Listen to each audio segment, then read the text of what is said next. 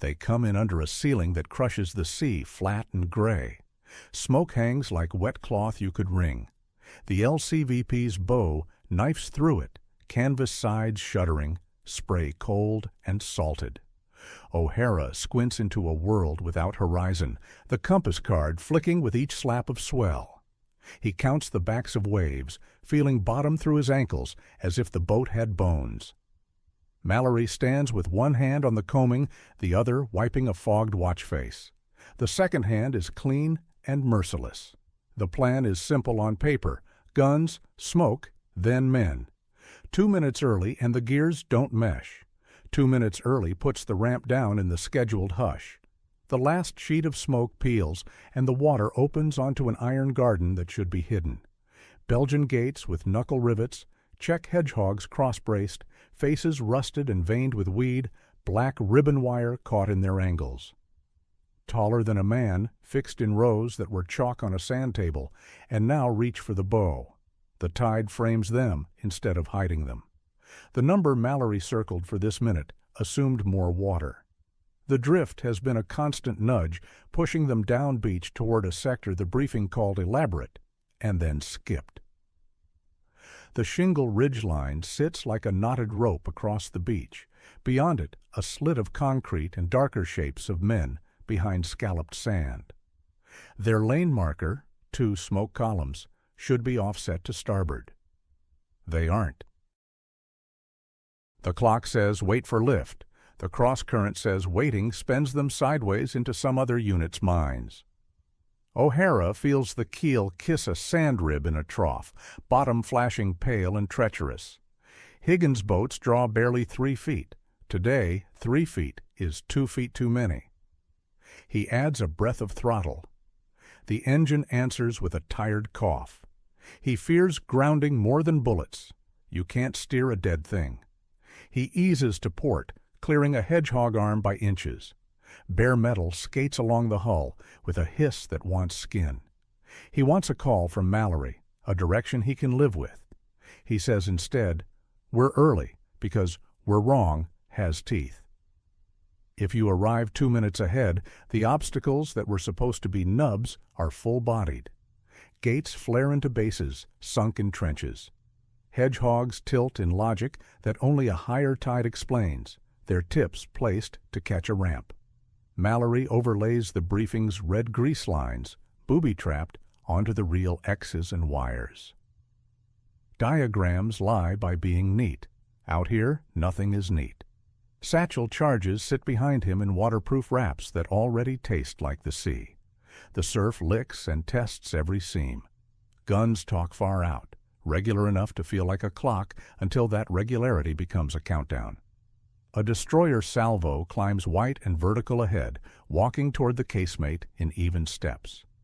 Mallory rides those steps like a metronome. He knows the table, a planned hush so no friendly boat gets flattened by its own help. That hush is supposed to catch them safe, ramp down, men sprinting, before defenders adjust. His watch says 2 minutes early puts their ramp in the middle of that silence. Ruthers shifts toward the ramp like a runner leaning into the blocks. He's cupped the satchels from spray as if hands can make cloth truly waterproof. He knows wire by posture, the way ground holds its breath around it. He wants the ramp and the fight because a boat is the wrong kind of exposure. He sees the shingle as the first finish line, low stones that mean a breath. Impulse turns seconds into debts. O'Hara nurses a heading that should correct drift and wind. The beach mark that was supposed to be a White House, a hedgerow notch, slides wrong. Smoke lies today, trapped under a low inversion, sliding along shore instead of up. He wants a flag. He gets fog. He eases starboard around a gate with a chain trailing like a nerve, the chain vanishing into something that glints, a low string of razor wire right where a prop will be if a man panics and throws her hard astern. Mallory weighs reverse as prudence. Reverse will feed the screw whatever the surf offers, wire, weed, hidden footings that aren't stilts but traps. The plan says wait for water to lift you over teeth, but the plan assumes every boat arrives as one organism. They don't. Shadows of other LCVPs move, some farther out, some suicidally in. Confirmation is gestures through spray, a nod, a fist lifted and dropped. No one says no. No is expensive here. Smoke thins. The casemate slit winks a fine flame once, twice. Test, misfire, or a man checking a belt. The MG-42 rips, not bangs. Quiet now because steel above their heads forces it. But the hush will arrive early for their minute. The destroyers pull away from their last salvos like trains leaving a station, one by one. The gap feels like a crowd inhaling. O'Hara threads the boat between hedgehog and gate, as if sewing with his house burning. He needs the bow to touch at an angle the ramp can live with, not straight into a cross brace. He pictures hinge pins that bend for less. He has a winch that can drag, but if the hinge, not the beach, takes the blow, the door will hang crooked and everything he's done becomes theater. He glances at Ruther's forward foot, the man trying to make distance with Wanting. They bounce off an unseen ridge, shifting men and gear. Gradient here is lumpy, low-tide ribs that weren't supposed to be their problem. The shallow draft that should make her nimble just makes her quick to touch and slow to come off. O'Hara feathers power. The stern listens reluctantly. A hedgehog arm kisses the bow door, grinding slow, twisting. Metal complains in an intimate pitch. Hold, Mallory says. To position or to nerve, he doesn't know. The word still has to be enough. The shingle berm is taller than maps promised. That makes the open flat longer, more sprint under whatever wakes inside concrete. Geometry with flesh for variables. Mallory looks for paths through timbers, darker patches that might be churned sand instead of dips, but his eyes keep going back to the slit. The smoke is a veil, not a wall, tugged by wind in revealing patches. He slaps the radio to shore-fire control. "Kirk, say again," he snaps. Static and surf eat his words. Kirk is somewhere up the beach with a handset pressed to a bleeding ear, or arriving, or not yet. If Kirk can't see the target through smoke, naval guns have only schedules and rectangles, and schedules don't fit this tide. The last destroyer shells land short by design, then stop. The quiet that follows isn't mercy. It's the place where men pay for what equations forgot. In that thinning, the MG-42 finds clear air and spits, the casemate mouth glowing like a cigarette draw. The decision the plan pretended to remove arrives. Back off and risk a prop in snare, or go in knee to ankle depth, too shallow for speed, perfect for knocking purpose from legs. Ruther's eyes say, move. O'Hara's hands say, keep clear of teeth, or you don't get a second run. Wind strips left a sheet of smoke and shows stakes capped with mines like black loaves, and beyond, wires sagging elderly and mean. A slant corridor of water opens. Mallory feels the plan's seduction and sees how little it cares about 2 minutes in one boat.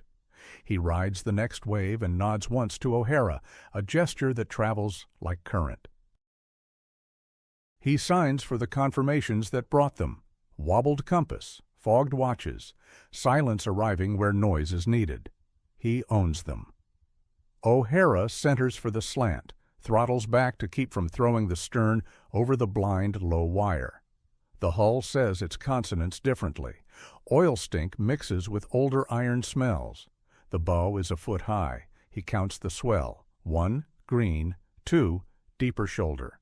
On 3, he'll drop the ramp into the least unkind water. Mallory checks the watch as if the hand might make a mercy. It won't. It ticks them into the minute wrong for this boat, and right for boats miles away. Ready, he says to Ruthers. The spray off the bow is colder, or anticipation makes it so. In the quiet, a tiny tappity-tap from the hinge pin admits truth. It took a hit somewhere, and bent pins lag. Ruthers braces, eyes on the door's lip, weight already tipped toward a gap that isn't there yet. Engineers cradle charges like breath, fuses jammed into palms to keep them from disagreeing with water. The tide isn't a wall, but a pulse. Right now, it inhales. They need exhale. Up behind the shingle, the casemate, a slit for an eye, glows with incoming fire. The destroyers have shut up. The defenders have learned in 10 seconds the lesson drilled for months. This is the naked moment. Lieutenant S. Kirk, somewhere up the beach, is shouting his lungs out to a ship he can't see, trying to match their schedule to his chaos. He needs a minute and half. He has seconds. O'Hara kisses the ramp toggle. The motor whines apologetic. The door moves a hand and sticks, the bent pin proving its opinion. Men shift and lean. Then the door lurches and slaps a hedgehog arm, ringing iron. For a breath, the boat welds to metal by water and angle. The line of sight from the slit reaches across the flat and finds them. The destroyer's thunder drops out with surgical neatness. Surf and little boat noises replace it. Even lungs hesitate as if obeying someone else's command. Ruther's shoulders hitch for a last clean breath. The gun up the slope inhales. The ramp comes down into silence. It slams onto iron, the clang ringing shin bones, the bow door biting a hedgehog that should be submerged. Gravity and habit do the rest. Ruther's lunges first, the second man glued to him, both dropping into knee-depth gray, hiding-sucking mud. Spray leaps. Tracers stitch a bright seam across the waterline and into legs. Sand puffs beside the bow, in a zipper moving faster than thought. The two who believed first fold together. Those behind climb over them into wire, meant to be cut by someone already dead or missing. Mallory planned to bleed seconds into a crawl and make shingle before guns woke. Instead, his seconds bleed out of bodies. He shouts and doesn't hear it. The planned ceasefire arrived exactly as their boots found flat. He counts heads and learns nothing, counts waves. Every trough hides steel, every crest hides muzzle fire. The tide that should have covered iron is still falling away, pulling boots backwards, as if to keep them in the grinder. O'Hara's hands shake on dead levers. 3 feet of draft is all, and too much. The flat gradient is hard under the keel. Feather reverse. The prop catches a thing not water and goes from voice to gargle. Wire or cable or mine tether, he doesn't know. The boat stops being a boat and becomes a pinned shape, a sign for a gunner. Gun it, and the prop eats itself. Ruthers learns the beach by fingers. The first coil of concertina is slick and alive. The second tightens its promise. No gap without fire. He rips a satchel from an engineer's shoulder, drives it where hedgehog arm meets tangle, a shape breaker in a world of wrong shapes. The engineer cups a match-head fuse under both palms. The flame is small and orange in gray air, then sputters and dies in a gust. He tries again, while the MG-42 saws inches overhead. They flatten into mud that steals breath by cold alone. Inside the casemate, the slit finds its job. The team has husbanded belts.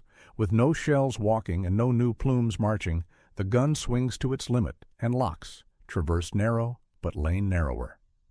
Angles favor them until smoke or steel interrupts. The wind pulls the veil and the slit sees. Behind the bow, the winch protests under torque it never knew. The door's slap twisted the hinge pin, now raising binds. The cable snatches. The ramp is a dead weight and a mouth they can't close. All they can do is leave it gaping while men stumble into a density of iron meant to be climbed by time, not boots. "Can't lift, can't clear," O'Hara yells. Mallory knows the boat gaping is a beacon.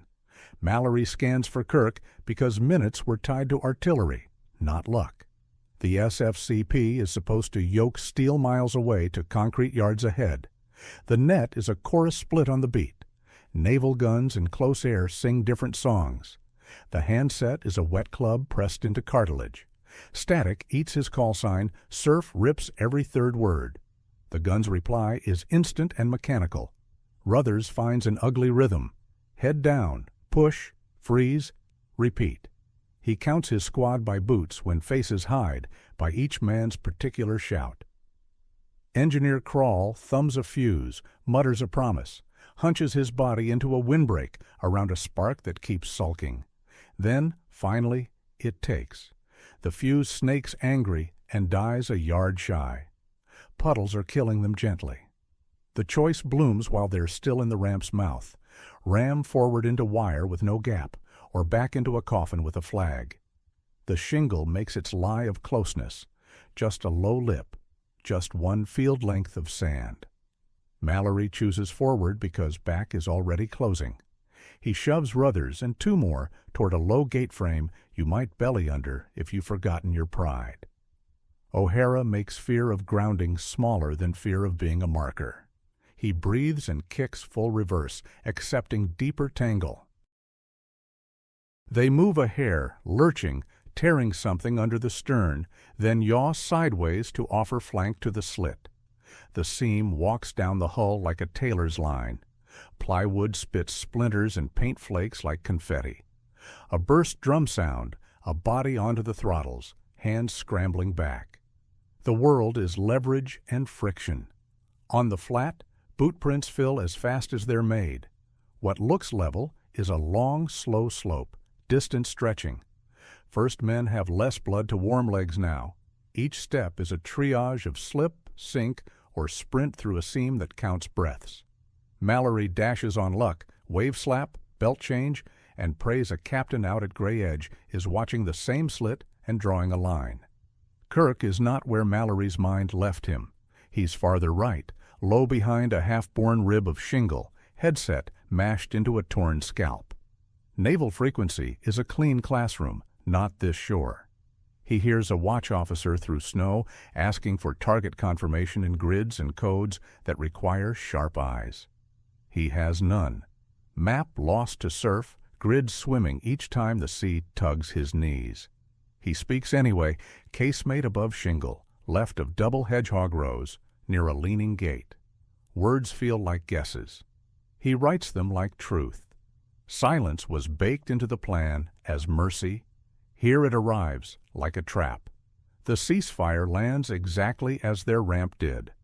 Above, a loader fits a fresh belt with practiced clicks. The gunner lays sights low so sand jumps to knee height where hesitation lives. Crawl peels the waterproof wrap with method. Surf makes his fingers sting. He palms the fuse into the driest cave left, between chest and bag. He strikes, and the flame is a small animal that finally believes. He can't shield both flame and face. He chooses flame, and the charge kicks like a heart. There's no victory in ignition, only the next choice. Fire in! And the surf takes the rest. A teammate yanks Crawl backward by collar, dragging him sideways into lines, because the only way to throw a body is through bullets. The bag releases with a deep, blunt jump. Wire lifts, not enough. Gate leans, not enough. The hedgehog shakes rust and stands like an insult. The path is narrower, fit for a crawl by one. Mallory chooses to botch through because clean is dead. O'Hara knows the prop is done when Scream turns to hammered patter. He cuts power. The hull slumps like an animal understanding the trap. He grabs a boathook and jams it between ramp and hedgehog, levering inches for men to spill in a different line. A bullet takes his hat and nails it to wood. He doesn't notice. The lever gives a fraction. He makes that fraction a fulcrum. Mallory feels the levered give and shoves two more through the gap into a world whistling like a kettle. He scans left, drift line on the chart and arrow to safety in theory, a current to mines in fact, and sees what he meant to miss. A splash pattern to the right, the ghost of another boat's wake, where it died. He points left anyway. The question, did the sea move first, or men, changes nothing now. Kirk rams the handset into his ear like he can force words through. Destroyer voice returns, clipped, too calm. Say again target. He has shapes, not grids. Casemate above shingle, left of double row, leaning gate, he says. A graze at his ear puts pennies in his mouth. He wants smoke. Smoke is wind's child. Today the low air pins it low. good only if placed like a surgeon's hand. He asks for both. Smoke on slit, he pounding door. If they're erased, it won't be by silence. Time and tide moved first. Then men. O'Hara's pencil drift line, lazy in a briefing room, walked them off the clearance lane into a harvest field. Tides don't rise like curtains. The sea rises when it pleases. With it, the iron grows or sinks. Mallory learns in surf what the lecture couldn't teach. The jammed ramp does one merciful job. It stops some rounds. Behind it, men wedge into a triangle of cover so thin it hardly counts. A sailor cranks the winch like ringing a bell, trying to change angle by degrees. The bent pin won't seat. Every creak draws a burst. Waiting under fire isn't patience. It's choice surrendered. The engine coughs one blind breath. No reverse. Only here. Ruthers and the engineer reach wire and discover wire's old lesson. It resists force and imagination. Anchored deep, barbs hooked like fish. Ruthers takes the charge the way a man takes a child in a burning house. He drives it into a fold, and the fuse hisses like a snake. They slide backward on elbows, drill corrected by fear. The MG is tired. It grants half seconds. They spend every half. Kirk's smoke request knots and echoes his own voice back to him, then vanishes. He tries the destroyer again, louder because volume is the only lever he has. The casemate becomes a face. He reads the slits blinking as shutter clicks. Light in, light out. He marks the rhythm on his skin with pencil because paper is gone. Not solving artillery, writing a metronome. O'Hara finds wire has a partner, a strand of razor unwound in the water like a banner number a prop was born to catch. He cuts until the water around his hands blushes. The blade becomes a sliver. He frees a loop and the boat slides an inch that feels like a door cracking. He braces and uses the neck swell as a lever, feet against the transom. He had feared grounding. Delay was the luxury. He dives again. Breath is a coin paid to the present. The destroyer shows intent, not just silhouette. Gun smoke rolls. A roar looms over the flat like big surf. First falls short. Deliberate later, useless now. Next straddles. Kirk says, "Walk it in." The next punch blows sand up at the slit's lip, sparks flitting. Two more like that, and the MG-42's clean tear might miscount. Ruthers doesn't wait to check damage. The pop is a thud, surf-eating voice. A mouth cracks in wire, teeth still there. He shoulders through, jacket peeling under barbs, and Mallory follows, fabric ripping under ribs, salt stinging, motion the only response. Out past haze, the destroyer captain closes on a line he shouldn't to see over ground haze. Schedules don't fit what he sees, men pinned by a plan that assumed more water. He orders a bracket, steps shells in 10-yard rungs, reckless if the tide had risen. Today, right?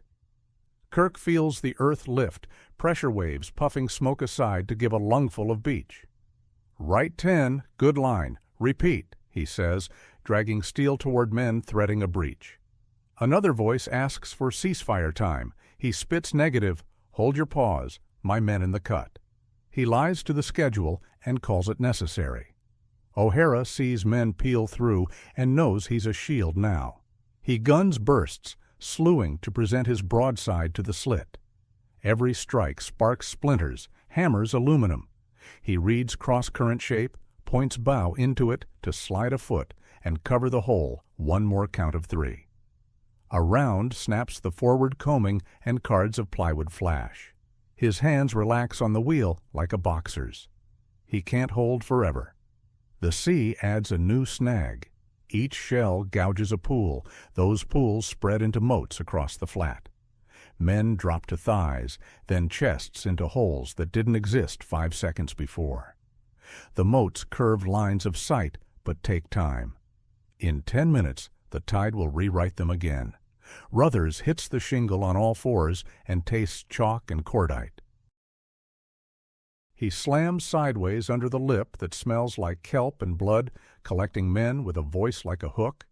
He's got the engineer's shoulder under his palm, counts that as one win. He looks back because sergeants look back, sees O'Hara small behind the wheel, the ramp hung like a broken jaw. He wants to lift the bow himself. Wants don't matter. Kirk has his guns partly obedient now. He rides cadence and quickens it. 2 more, then smoke. He can't hear I. He hears steel. Shells walk like disciplined men, a step apiece. One slaps the shingle lip, sprays rock into the slit. The MG coughs and falters. Someone inside yells. Door cracked. Yes. A second net bleeds into his ear. Infantry shouting to air, smoke, overwatch. Fragments overlap. Confirmations built on fogged watches.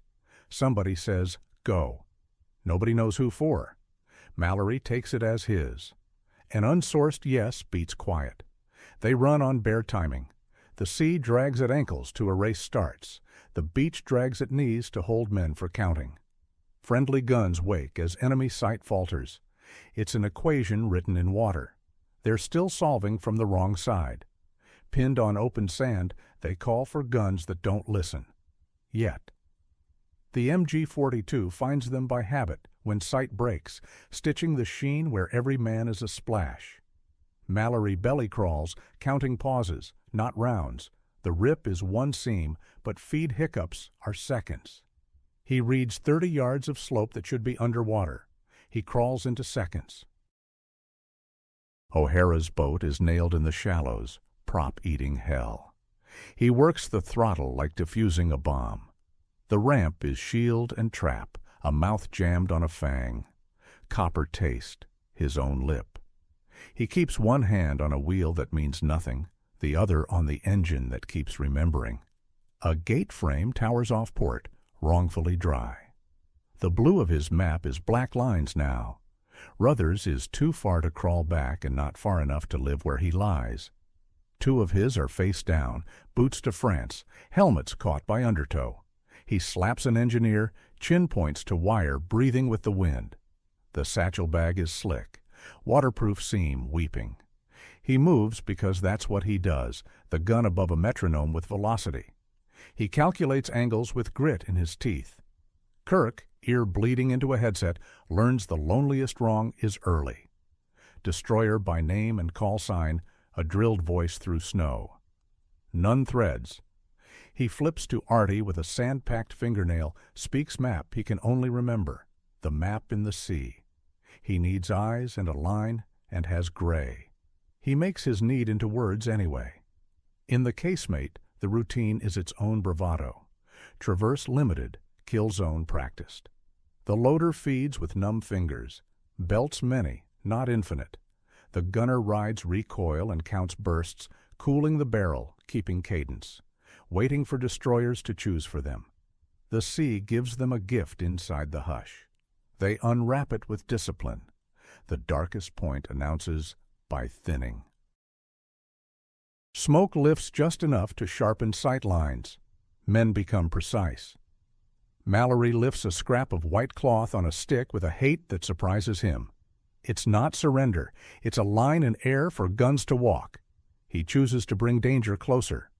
Arithmetic more than courage. O'Hara kills the engine, quiet like missing a stair. He throws himself aft, water up to armpits, knuckles barking weld, dragging a knife from a spot meant for rope. He feels wire, slick and hard, braided irony. He cuts and is cut. A tracer kisses water at his wrist. Warmth moves through cold. He goes under again because breathing is a luxury. Ruther's picks a way to die least uselessly. Shingle is a liar horizon. Drag the engineer, and you bring 2 warm bodies into the fan. Send him alone, and the bag blows dry with no hand to push. He signals decoy right, move left. Slaps a back like a farewell, and steals the bag himself to make the boy light. He times the move to the MG's hiccup. Wire consents or not. Kirk peels a promise voice from static, a gunnery officer irritated and professional. Say again, target. He has to draw a picture. Casemate above shingle, left of double gates with broken top rail. Not a grid, a storm picture book. He risks a look and earns an ear graze. Pennies again. He calls for smoke, and he both. He refuses to let silence be the story. The revelation is simple and brutal. Time and tide moved first. O'Hara's pencil line was a vector, not a note. The sea doesn't keep cues. It keeps moods. Mallory's nods in the briefing bound nothing. He learns with wet knees. Ramp jam shields heads. Behind it, a triangle of pretend cover. The winchman cranks. The pin refuses. Every ratchet turn summons a seam of fire. Waiting is seating choice. The engine gives one blind wheeze and dies. Here's all there is. Wire fights back the old way. Deep posts, fishhook barbs. Ruthers drives the satchel's maw into a fold. The fuse spits, and he and the engineer withdraw on elbows. The gun's fatigue grants half-second crumbs. They use all of them. Kirk's smoke request comes back as his own voice. He ignores it, asks again quieter, as if words move better that way. The casemate is a face now. He scribbles its breath onto his palm. His metronome trumps doctrine. O'Hara meets the razor coil's true nature, a banner unfurled to love a prop. He cuts until his hands cloud the water, frees a loop, gains an inch, braces, uses wave. Delay was a dream. Each dive buys the next. The destroyer is intent inside haze. Smoke, roar, walk, first falls in useless white. Next nips concrete. Kirk's walk it threads steel toward courage. Ruthers rams his shoulders through a gap made by guts and bad wiring, coat torn, skin kissed by salt as he tears free. Mallory tears next, ribs burning. Motion is confession and proof. The destroyer captain closes to see over haze, then order straddles no table rote. 10-yard steps that make sense only now. Right 10, line good, Kirk says. The next salvo lifts sand into the slit. The MG hiccups. Someone inside curses. O'Hara becomes deliberately conspicuous. Bursts of throttle, hull broadside to slit, splinters in sheets. He angles to cover the breach, one more 3 count. He cannot hold this shape long. Shell gouges become sudden ponds. Men fall into water that wasn't there and claw out missing a boot. Helpful, dangerous both. 10 minutes will make them something else again. Ruthers hits shingle, slides under lip, counts men, and finds the engineer alive on his hand. He looks back, wants to be a lever. He turns forward. Back burns seconds. Kirk makes the guns into a duet. 2 more, then smoke. Shell step, one clips the shingle. The gun coughs dust and stops a beat. He asks for smoke anyway, knowing wind hates him. Asking still matters because it becomes action. It says yes. White, oily smoke creeps low, pooling in dips, leaving peaks bare. It buys seconds and slices. Ruthers reads the slices and moves on them. The MG tries again, beat broken, too high, too short. A second gun on the right coughs once and quits. Ruthers times his crawl to bursts, like a boxer reading breath. A medic slides into their pocket behind shingle, bag swollen. Tourniquets roll tight, morphine tapped. He makes seconds in one man that can be traded for a crawl, a stand, a run. He does not look back. O'Hara waves a flare into wind. Do not come, and the gesture hurts. A bullet creases his shoulder. He drops the flare, slaps it up before the bilge drowns it, snaps it alive, a red smear against gray. He windmills no. He can't know who reads it. Kirk reads it and relays on a net 2 steps over. Beach to wave, a fragment warning. The net is a maze that eats voices. He throws the fragment anyway. He refuses the planned ceasefire because he can see men in the cut. The MG finds its seam again, ragged. The gunner sweeps for the right edge of the breach. Traverse leash saves Ruthers, but scythes open sand where 2 engineers still crawl. One reflexively hails help and drops his head as sand erupts around his helmet. Mallory's spine ices. Move. The destroyer's walk goes over the pillbox roof and slams its rear. Concrete coughs, audible even down on the flat. Dust blows from the slit. The rip stops. A different stutter inside. Frantic. Then surf fills the world. The absence of ripping is so loud, men flinch at it. Mallory rolls behind shingle, cheek to shell and rock. He grabs Ruthers's shoulder. Grit grinned. The sergeant bleeds at the lip and smiles anyway. They absorb a second of being alive and spend it. Every wrong number, 2-minute lead, inches of tide, yards of flat, turns into meaning. They made a hole by refusing the schedule. He peeks over the lip. O'Hara's flare bleeds red. The boat lists, straining against wire. O'Hara sees Mallory's hand sign from 50 yards. Cut loose when you can. He nods. C gets a vote on can. Kirk scribbles suppressed in a notebook, turned to softened mush, pencil lines floating. He writes anyway because someone will ask who moved first. He draws a hard line through a ceasefire time and writes a new one, a human mark over a table. The C moved first. He writes like an answer. Ruthers crawls right, hugging shingle, hunting the stub of trench or lip. He finds a shallow runoff cut, just wider than his shoulders. He rolls in and waves men. Bring them. Mallory squeezes and whispers the word down, grip into grip, choice chained. Behind them, another LCVP's bow slams the shallows too close and too soon. O'Hara windmills red no. The other coxswain, committed by momentum and smoke and orders, slides into the same iron geometry. Their ramp drops, catches the same horn, hinge rings shriek. O'Hara throws his weight into the wheel. Pain in his shoulder is a hot hook. Smoke pools low, uneven, buying bites of time. Kirk asks for more, even knowing angles are wrong. Action keeps the line moving. Mallory inches to a shingle crest glance. Beyond, gray-green suggestion of bocage, the idea of distance. He needs first wire, first ditch, first wall. He strips a piece from his map case and ties it around his arm, a private ritual, then breathes 3 times and sets his own count. The other metronome failed. This one's in his chest. The casemate crew coughs grit and returns to a begrudging beat, short bursts, all wrong. Their periscope shows a skewed slice. A ricochet cracks a knuckle. Blood looks foreign. The idea that ships are this close is an insult. It happens anyway. Behind shingle, the medic keeps adding seconds to men. O'Hara's engine coughs, wire singing in the prop. He tries a last trick, short forward burst to hop the hedgehog, hard reverse with twist using the surf. Risk, snap the shaft. Reward, become a moving target, or at least not a lure. He mouths an inherited prayer and gives the engine its head. Kirk's handset dies for 5 seconds. He slaps it open, blows sand off a contact. The line breathes.